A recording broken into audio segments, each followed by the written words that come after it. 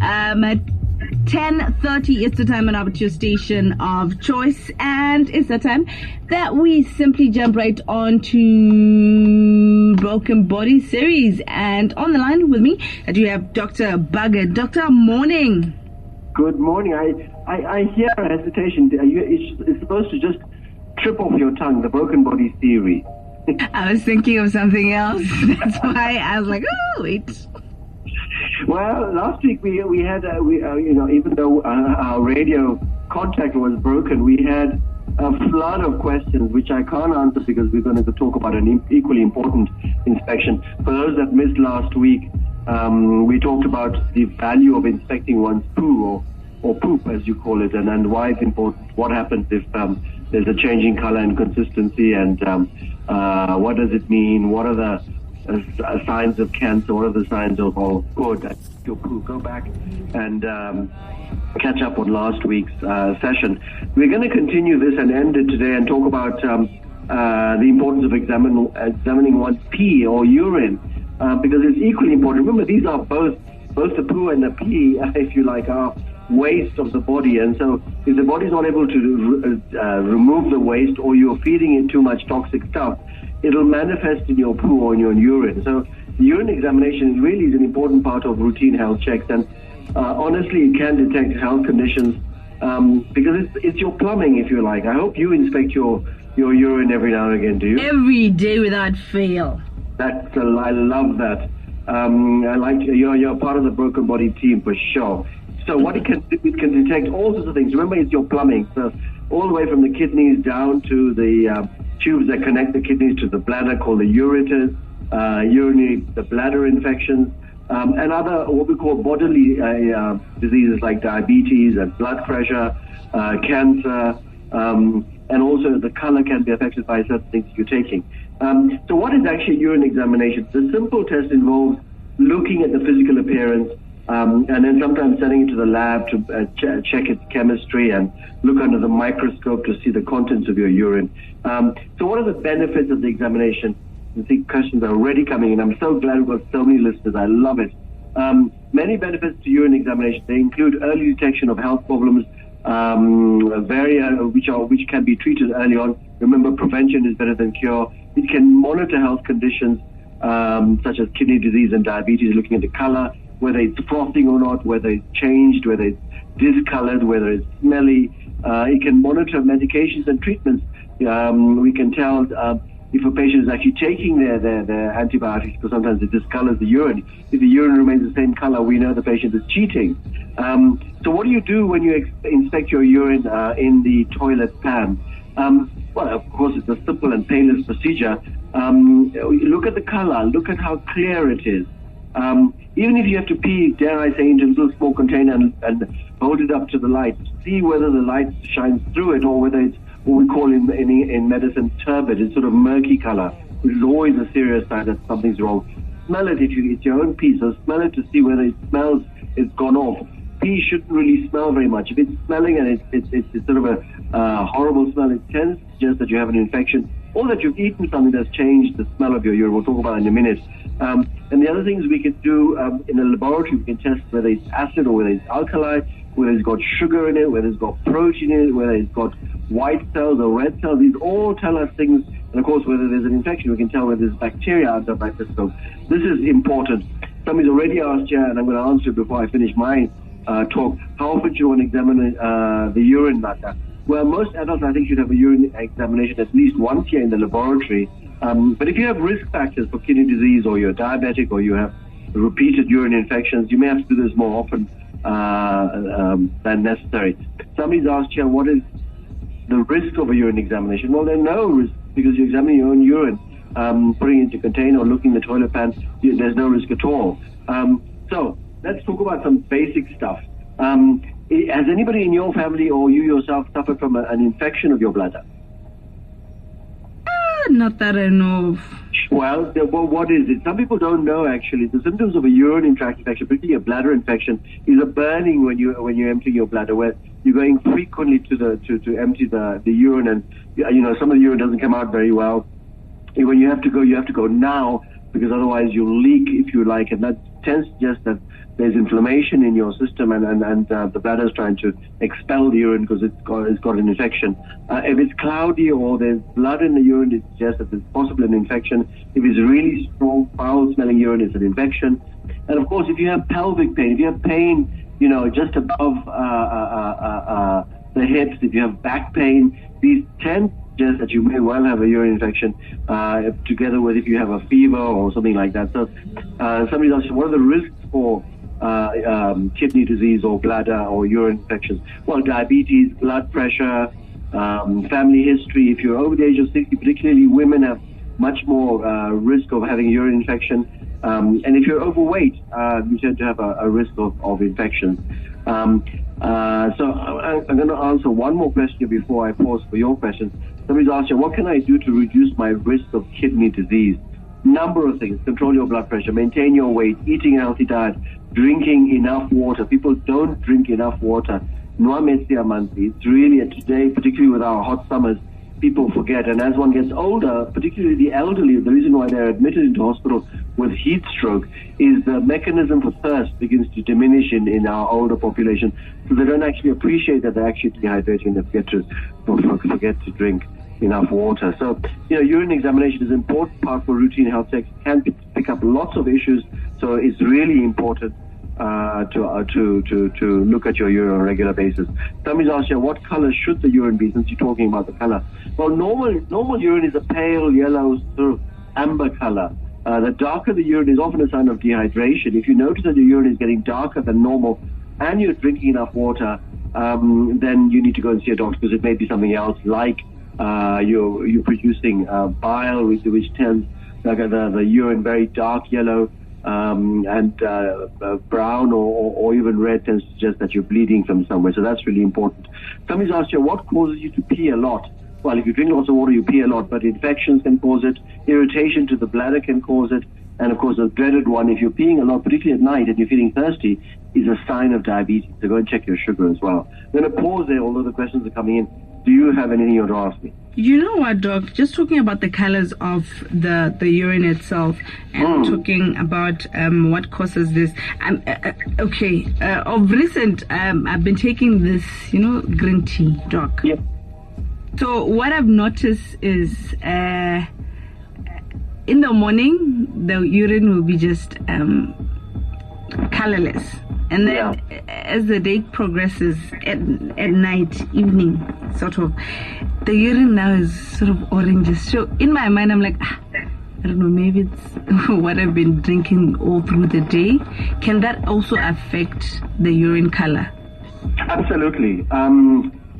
If you're drinking beetroot, if you're drinking green tea, if you're taking certain antibiotics, even certain supplements, vitamin supplements, sometimes the factory that makes these things tint it red or blue or green or orange, and it comes out in your pee. So if you've done something where you've eaten or drunk something that's colored, even some of these toxic things, these cordials that are available on the market, the cheap cordials, they'll actually change the color of your urine. So don't be too alarmed if it looks really sort of purple or black or green all of a sudden and you don't have any symptoms of infection we've talked about.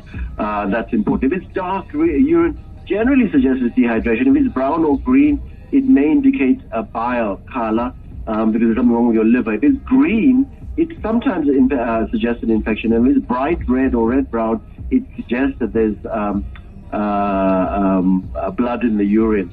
Somebody's asked you, how long will urine infections last? UTIs, as we call them, urinary tract infections, generally last not more than 1 or 2 days if you take a course of antibiotics. And men and pregnant women and people with more serious symptoms may need a longer course, but generally should pass within 2 or 3 days. Somebody's asked you, what are the warning signs of a bladder infection? Like we said, feeling a strong urge to pee, cloudy urine that smells unpleasant, back pain, pelvic pain, you just don't feel right, are signs of that. Somebody's asked you, which antibiotics? That'll depend on what the nature of the infection is. So often we take the urine to the laboratory and we try and grow the bug to find out what the bug is sensitive to before prescribing an antibiotic. That's really important. Somebody's asked you, I'm frequently getting UTIs, urine tract infections, and I'm a woman in my 40s. What may be wrong? It may be a previous UTI that's not been well treated. It may be as a result of some sort of sexual activity. It may be a change in the bacteria that live in your pelvis, your vagina, or your cervix, or even the bladder. And these things may change. It may cause it. Maybe pregnancy itself can cause urine infections. So, and if you're older women tend to get urine infections. So look at these things in terms of importance. Somebody's asked you, what gets rid of a urine infection fast naturally?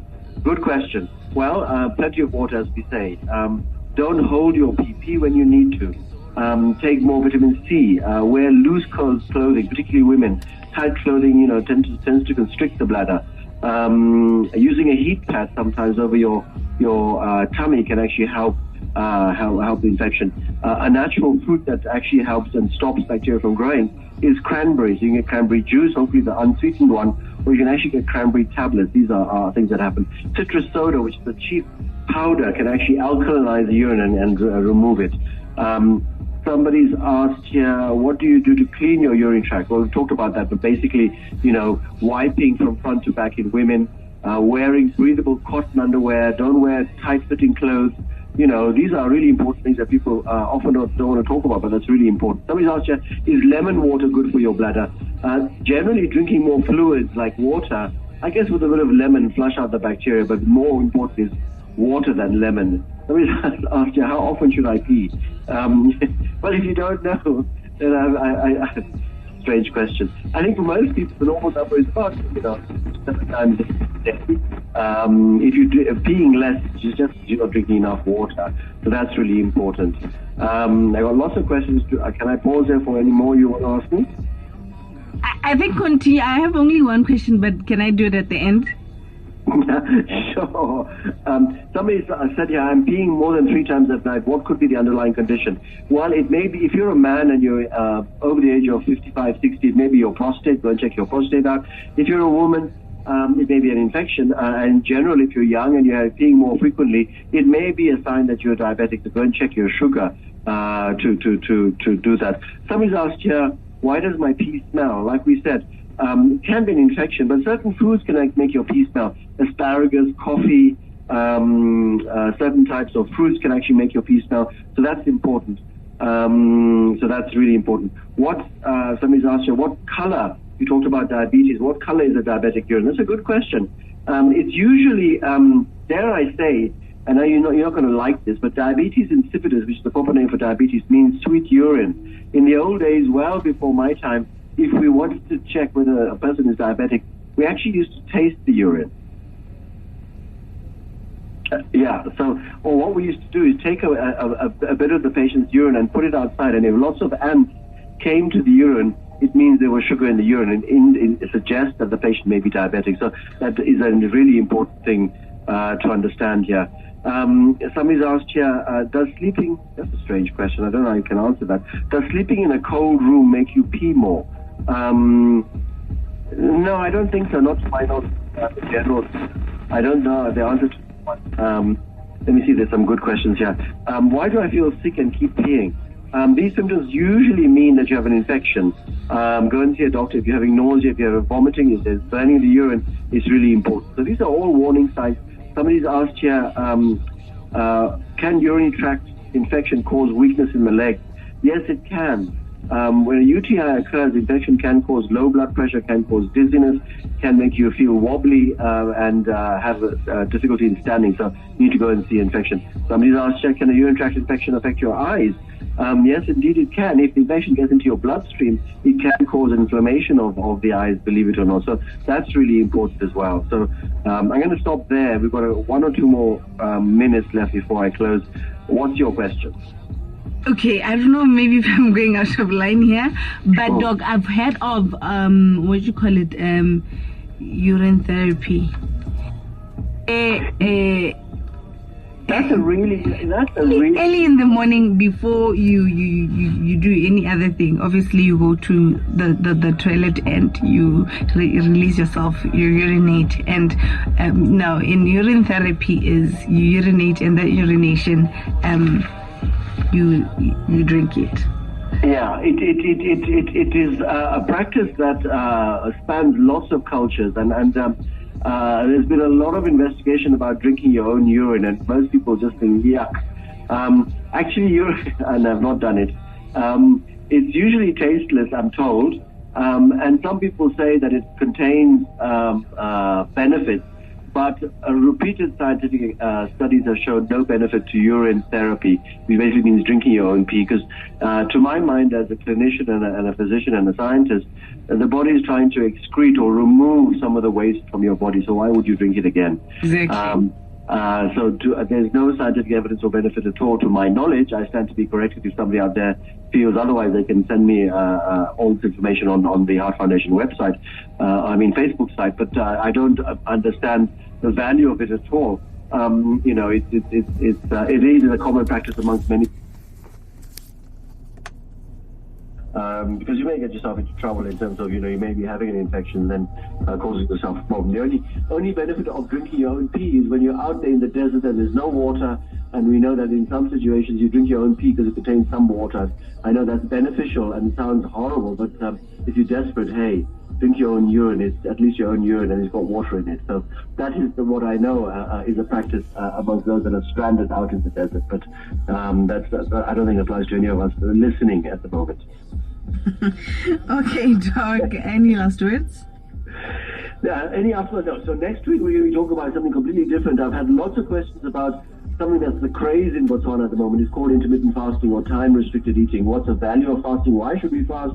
Who shouldn't fast? How long should we fast for? What are the benefits? That's our topic for next week on the Broken Body series. So tune in next week at 10:30. Love it. Till next week. Have a great one. Bye.